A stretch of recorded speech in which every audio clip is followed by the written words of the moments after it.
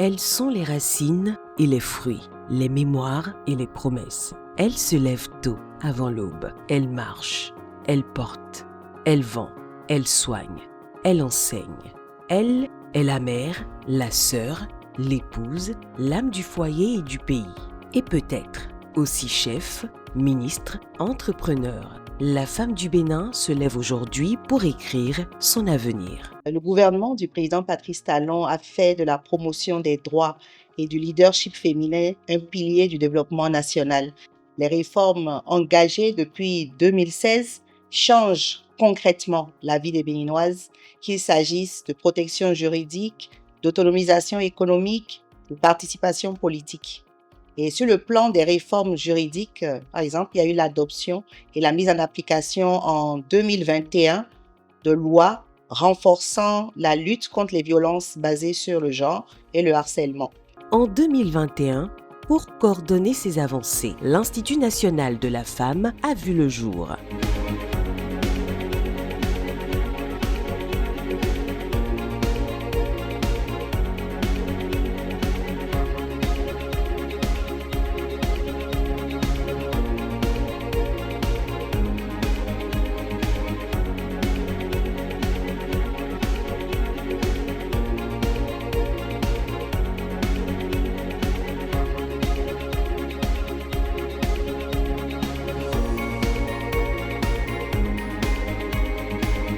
Bras opérationnel juridique de la politique de genre, il agit pour prévenir, soutenir, réparer, transformer le quotidien de la femme. C'est une tour de guet, une force d'action qui, grâce au dynamisme de ses points focaux sur l'ensemble du territoire, déploie ses ailes sur le terrain à travers des campagnes de sensibilisation et des soutiens psychosociaux. Au Bénin, l'État ne parle plus seulement de la femme à travers les discours.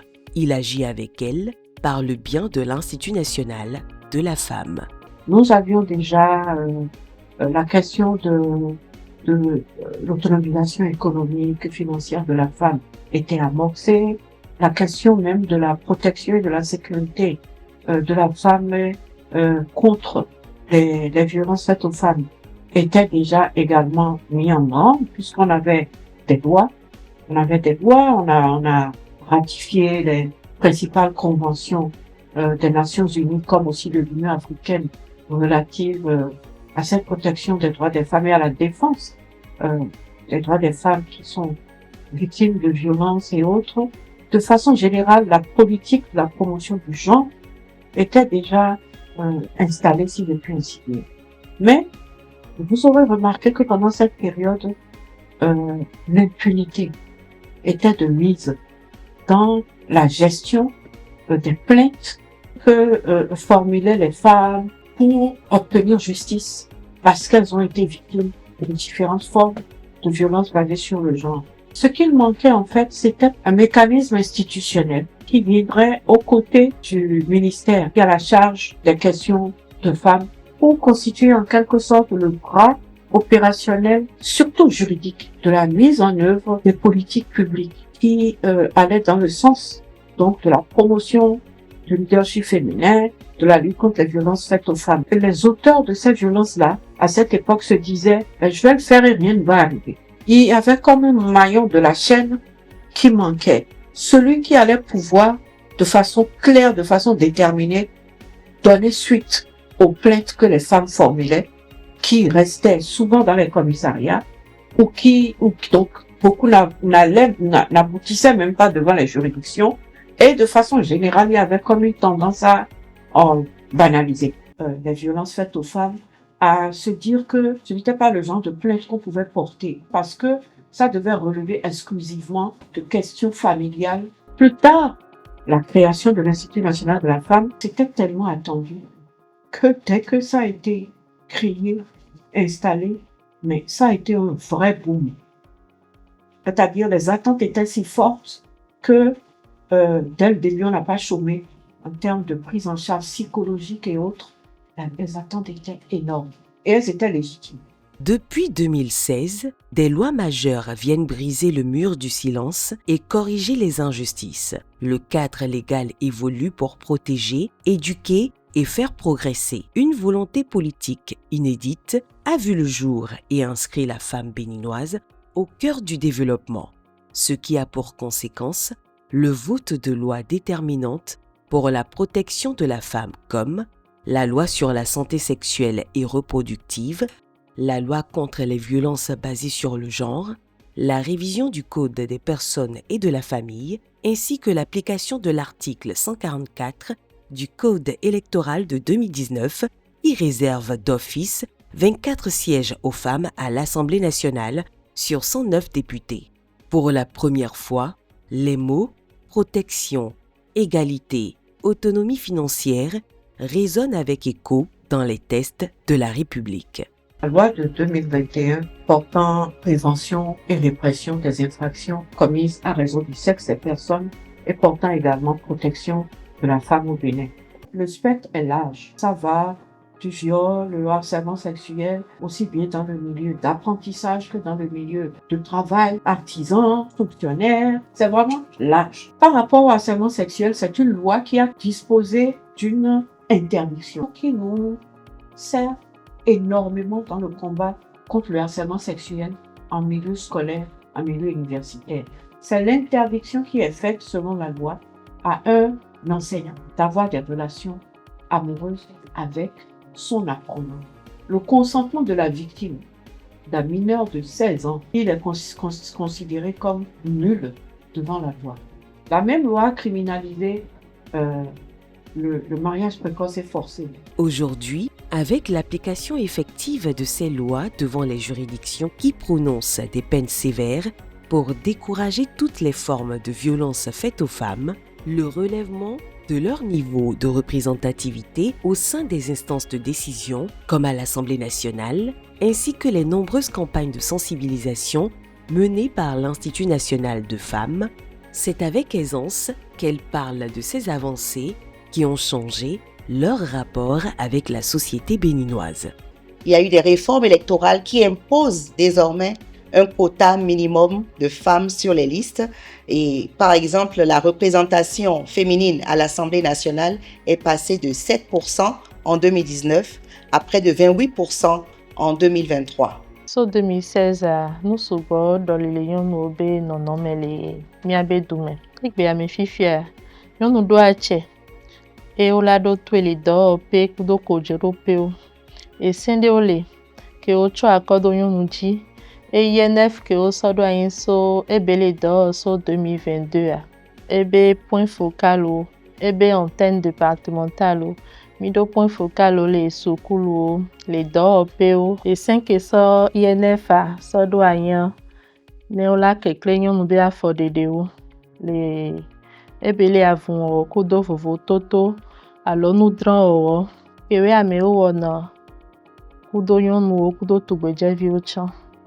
Ona INF a edo et 5 eji bela zondo la so wodo le miabe dume. INF te diagbagba do yon nou vio kudo yon nou oji les tribunaux benuko. Nende jodo yon deji le bene be dume fifia. INF nane lawyer ke la plele kojo benuko kakae olaba sokojwa. Donc il t'a gan que au pendant ta main bien au INF do les départements ou mais les jumama gan ou mais Mban kosa besen benen ten ton ko mwa uso za batu mo nora yiru ka okora no bukatia za batu mo nora yiru ka yenda tia ba igberu baka sui itakotan ka ton ko munyina mo besen benen temi igbe te basoka Institut national de la femme matasan etasunamo metonko ko ka uswa da sweda binso yen swani so etasan buku kanoni meni ye baran tonko ka wendia bibuku ame baka itabumo saria te kamaka dammo maya ka tonko buina mo e yasan buku ka beba be dan dorimo pipi bu swabu morada bu sekun tonko bango baka itabumo baye kporomo bango daga muarimo Aholu kasona acheyon sile na yele suni montena niko yeton fi eton le. Mokere ni lo mende so doho bogbe adogo mokoton. Yon si de renkeka bo divifo, gangoma no tekmoe, bona niko eton, fieton. Yon si de da ihoho niendo, yon si de asu kudu e kabi egbe asu, edona no te, chobo mo asu devo. Amon niendo edo hiado, emi mato ho, chobo me mokoton bai matinto, kabi chobo me mokoton be, e hena so da asu eton devo, kwede pepe no de jule. En matière de lutte contre les violences faites aux femmes sous toutes ses formes, l'Institut national de la femme, de par ses attributions, notamment sa capacité à ester en justice, est un cas d'école qui inspire en Afrique. Mais comment fonctionne cette institution qui est venue rassurer la femme béninoise de ce qu'elle n'est plus seule et quels en sont les modes de saisine? Comment est-ce que monsieur et madame X peuvent saisir l'Institut national de la femme? Nous avons plusieurs voies de saisine. La première voie de saisine, c'est de dire que les populations peuvent se déplacer directement et venir au siège de l'Institut national de la femme. Ça, c'est la première méthode. Une autre manière de nous saisir est de composer le 114, qui est un numéro gratuit offert par le gouvernement béninois. Peu importe le réseau de téléphonie, les populations ont la possibilité de nous contacter sans payer un franc.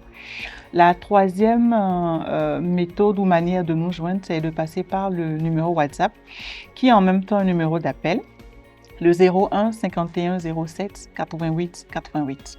Avec ce numéro, nous recevons donc des appels, des SMS, mais surtout des WhatsApp, des audios, des textes écrits par WhatsApp. Et une dernière méthode pour nous joindre, c'est de nous écrire tout simplement inf.contact@presidence.bj. Alors, une fois que nous recevons la plainte, peu importe les différentes voies de saisine, le premier pôle, qui est d'ailleurs le pôle d'entrée à l'Institut national de la femme, c'est le pôle assistance aux victimes. À l'intérieur de ce pôle, nous avons des psychologues, des assistantes sociales. Leur rôle, c'est d'accueillir et d'écouter les victimes. Il faut comprendre le besoin premier de la victime et savoir si la nature de la plainte est plutôt d'ordre civil ou d'ordre pénal. La particularité de l'Institut national de la femme parmi les autres acteurs de la chaîne de prise en charge est que nous avons un mandat juridique. Ce mandat nous permet d'ester en justice, de nous constituer partie civile aux côtés des victimes et de leurs familles. Et donc en fonction de la nature de la plainte, une fois que l'écoute approfondie a été faite et une fois que la victime a été prise en charge psychologiquement au travers des thérapies de groupe, des soutiens, une fois que cette étape est franchie, le dossier passe maintenant au deuxième pôle qui est le pôle des affaires juridiques.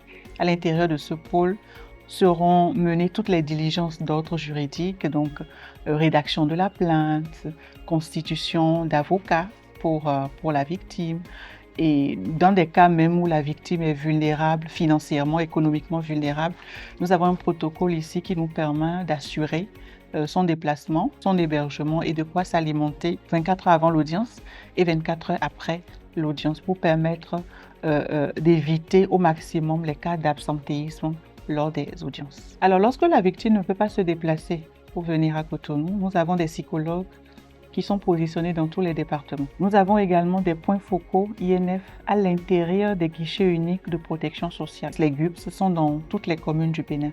Et à l'intérieur de ces GUPS, nous avons des points focaux pour pouvoir recevoir efficacement les victimes. Chaque département du Bénin a une personne qui est l'antenne départementale et qui peut aussi recevoir les victimes ou ordonner des activités, des points focaux dans chacun des départements. Lorsque la personne ne peut pas se déplacer et que nous recevons la plainte, nous affectons ces plaintes-là au psychologue en fonction du département de provenance de la victime. Et la prise en charge suit son cours normalement. Une victime X qui va dans un commissariat, il y a un point focal VBG. Si elle va dans un GUPS, il y a un point focal INF. Alors une fois que le dossier est traité et si elle doit par exemple aller dans un centre de santé, nous sommes en partenariat aussi avec les centres de santé, les hôpitaux de zone, que ce soit des hôpitaux privés ou publics ou même professionnels. Nous avons une convention de partenariat aussi avec les hôpitaux, ce qui fait qu'à chaque étape de la chaîne, l'INF est présent. La réforme qui a abouti à la création de l'Institut national de la femme par le décret du 21 juillet 2021 n'a pas fait que changer les pratiques pour ce qui relève de la protection des femmes. En brisant le mur du silence, elle a produit un impact significatif que des données chiffrées permettent d'apprécier. Si on prend les catégories ou les types de violences dans l'ordre de leur importance, il y a la violence sexuelle qui vient en tête. Après, il y a la violence physique et il y a de la violence associée aux questions de garde d'enfants, de paiement de pensions alimentaires qui sont également très importantes. En 2024, on a littéralement doublé. On est passé à 2109 dossiers. Et entre janvier et septembre de cette année, nous sommes déjà à 3528. En 2024 et 2025 seulement, il y a 67% d'accroissement. Si on prend toutes les plaintes de 2021, de la création de l'INF à cette date, nous sommes à 7052 plaintes, 871 décisions de justice et 1495 dossiers qui sont devant les juridictions et qui connaîtront des décisions de justice. Alors un cas que nous avons reçu il n'y a pas très longtemps, qui m'a profondément marqué parce que c'est une violence qui survenait au sein même de la cellule familiale. C'est un père qui entretenait des relations sexuelles avec sa propre fille et dont l'acte a été découvert par son épouse. Alors elle s'en est plainte en famille et la belle famille lui a tout simplement demandé de se taire et de continuer sa vie comme si de rien n'était.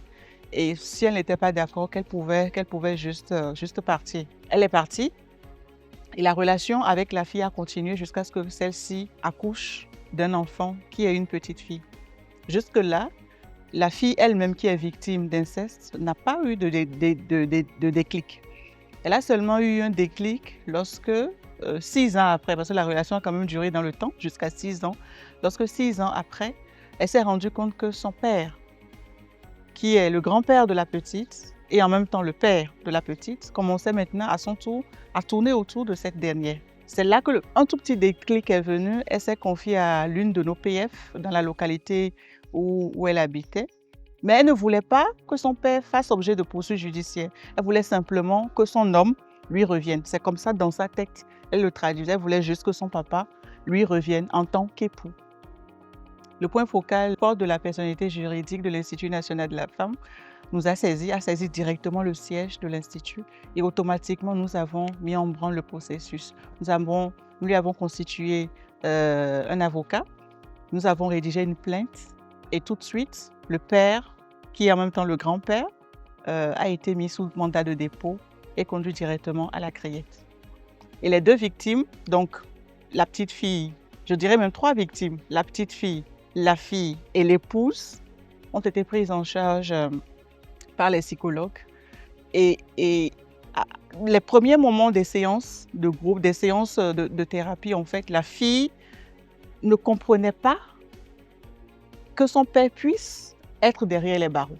Mais au fur et à mesure des séances, au fur et à mesure des thérapies avec nos psychologues cliniciennes, elle a fini par comprendre qu'elle était en réalité une victime, que cet acte-là n'était pas dans l'ordre normal des choses et que le fait que sa fille aussi ait été violée par son père, qui est en même temps son grand-père, n'était pas vraiment dans l'ordre naturel des choses. Et progressivement, elle a changé le paradigme. Il y a eu ce shift-là au niveau de son paradigme. Et l'affaire actuellement poursuit son cours au niveau de la justice.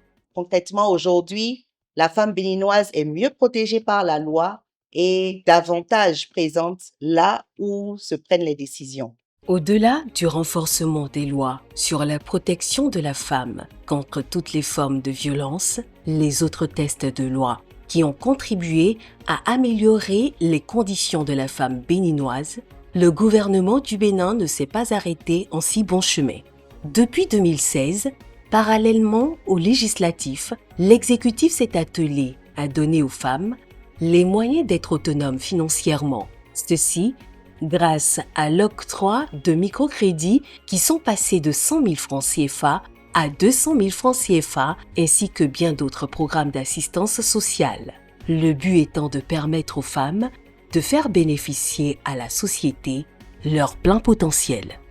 Sur le plan de l'autonomisation économique, nous pouvons citer un programme phare comme le microcrédit à l'AFIA, déjà près de 47,5 milliards de francs CFA décaissés pour plus de 800 000 microcrédits à environ 82% de femmes bénéficiaires pour mener des activités génératrices de revenus. Il y a également le soutien et l'accompagnement direct à 2000 nouveaux groupements féminins pour renforcer la production locale, gagner en temps, en facilité, en énergie et aussi gagner plus de revenus. Il y a le programme de maintien des filles à l'école qui concerne la gratuité des filles à l'école pour la scolarité de l'enseignement secondaire et aussi des programmes de bourses ciblées. Il y a les transferts monétaires pour encourager le maintien des filles à l'école. Dans tous les cas, en rendant l'accès au crédit, l'accès à la formation plus facile, nous transformons en quelque sorte l'énergie des femmes en moteur de croissance nationale. Sur le terrain, le programme de microcrédit à la FIA, dont le suivi au plan national, est confié aux institutions de microfinance. Rassemblées sous le vocable de système financier décentralisé, se porte plutôt bien. Dans le rang des bénéficiaires, dont l'effectif des femmes est estimé à plus de 650 000, soit plus de 80% du programme, c'est un ouf de soulagement pour leurs activités génératrices de revenus et elles ne s'en cachent pas. Microfinance c'est photo, mi des sui boy blue, m'betchen home mi 50 000, blé 50 000 we go. Moi tongo mi 100 000, ene go dia mi le 100 000, boy na mi bo mi je susuji. Ajo ande, bon bio edo, bon do ye akoyan ji ofin bo go no church bo je biblu ni. No ho kusi ora hime bo man mele bo no fle, bo no le sa tongo to mele da hime. Demi le bloc mon kudo di odi un mois ro won le mo e blobo. Enami, te ma ro kwa vike gi ayo wa so ba yun ku mi de to me no mi da jo wa o. Kwa de na e di mi yo. Ewe mi namba. Avant, je fais les photocopies, saisies, relis, classification, un peu de tout. J'ai attendu un peu parler de crédit microfinance et puis j'ai fait un groupe de 3. On a été là-bas et ils nous ont expliqué comment ça se passe. Et puis on a pris 50 000 par chacun. Nous les 3, on regroupe notre argent et ça fait 26 000 qu'on rembourse chaque 26 de chaque mois. On va payer ça pendant 6 mois. Quand j'ai pris le microfinance, j'ai payé un peu de tissu appelé pagne pour les femmes que je suis en train de vendre. Je vends aussi les cahiers, les fournitures scolaires. On a fait le premier paie avec 50 000. Après, pour le deuxième, là, 100 000. Maintenant, ça marche bien. Je l'ai fait juste pour améliorer ma vente. Le paiement, c'est très facile, puisque j'ai une idée de faire de tontines par jour pour que chaque fin du mois, là, ça ne me dérange pas pour le paiement. Je vends de liens pilés. Ça fait 2 ans maintenant que j'ai commencé à prendre le microcrédit. Nous avons commencé à 50 000. Aujourd'hui, nous sommes à 100 000. Vraiment, ça nous aide beaucoup. Nous sommes tellement contents. Ça nous permet de pouvoir rester à la maison et d'attendre papa. Au moins, ça nous permet de s'épanouir, de se distraire aussi. Nous sommes très, très contents de ce microcrédit et que Dieu bénisse le président Patrice Talon. J'ai fait la coiffure, je vends le maïs, en plus d'hiver. J'ai commencé la FIA l'année passée. Quand j'avais pris les 100 000 là, j'ai acheté plus les sacs de maïs. Aujourd'hui, là que nous sommes là, j'ai déjà payé, remboursé les 100 000 quand j'avais pris. J'ai vendu les sacs de maïs et j'ai payé mes dettes. Et les sacs de maïs me restent. Si aujourd'hui je vends sacs de maïs maintenant, là, ce qui est là, ça revient pour moi, mon bénéfice. Je ne savais pas qu'aujourd'hui, j'allais prendre 100 000 et arriver à rembourser. Aujourd'hui, on marche la tête haute parce qu'il y a quelqu'un qui est en train de nous aider à évoluer. Je suis déjà à ma 3e prise et c'est 100 000 fois 3e prise. Avant, je ne vendais pas les choses en gros, je ne vendais qu'en détail. Donc avec ça, je peux faire en gros pour que les gens puissent venir acheter pour aller revendre. Au Bénin, de nombreuses réformes viennent renforcer les femmes dans l'exercice de leur influence dans la prise des décisions au sein de la société et plus particulièrement dans l'appareil des organes décisionnels, qu'ils soient de l'État ou du privé. Tout est mis en œuvre pour que leur qualité ainsi que leurs compétences soient valorisées. Sur le plan maintenant du leadership et de la participation, il y a la formation leadership et accompagnement des futurs élus via le programme d'appui à l'égalité du genre, le PAEG. Il y a aussi le compendium des compétences féminines, qui est une plateforme numérique qui recense les femmes compétentes en vue de leur promotion. Donc actuellement, cette plateforme est en cours de mutation pour devenir un véritable projet et il facilitera davantage dans les mois, les années à venir, la promotion des femmes dans l'administration publique et privée. La femme béninoise n'est plus seulement bénéficiaire de politiques publiques, elle en est aujourd'hui co-décisionnaire. Ces avancées ne sont pas une fin en soi. Elles appellent une mobilisation continue de tous, que ce soit les institutions, les partenaires techniques et financiers, la société civile, les citoyennes elles-mêmes. Et je pense que progressivement, nous pouvons bâtir un Bénin où chaque fille et chaque femme peut apprendre, peut entreprendre et peut diriger. Grâce à une volonté politique sans précédent, le Bénin, en matière de lutte contre les violences faites aux femmes, leur autonomisation financière, ainsi que la mise en place de vastes programmes pour leur épanouissement, a tracé le chemin au reste du continent africain.